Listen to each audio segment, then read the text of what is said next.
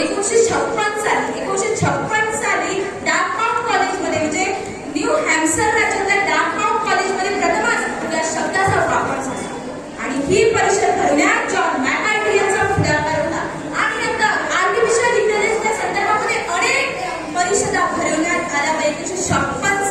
1956 साली शैक्षणिक शिस्तमधून artificial intelligence करण्यात आला आणि भारतातील पहिली एआय रोबोट टीचर बघा, भारतातील पहिली एआय रोबोट टीचर ही केरळची राजधानी तिरुवनंतपुरम मध्ये प्रदर्शित झाली व ती भारतातली पहिली एआय रोबोट टीचर आहे व तिचे नाव एरिस असे आहे.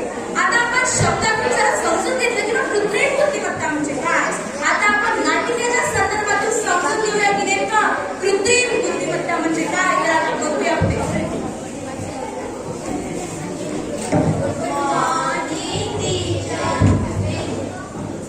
Sit down. Good morning, students. On your English books.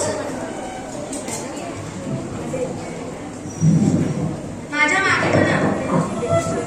A for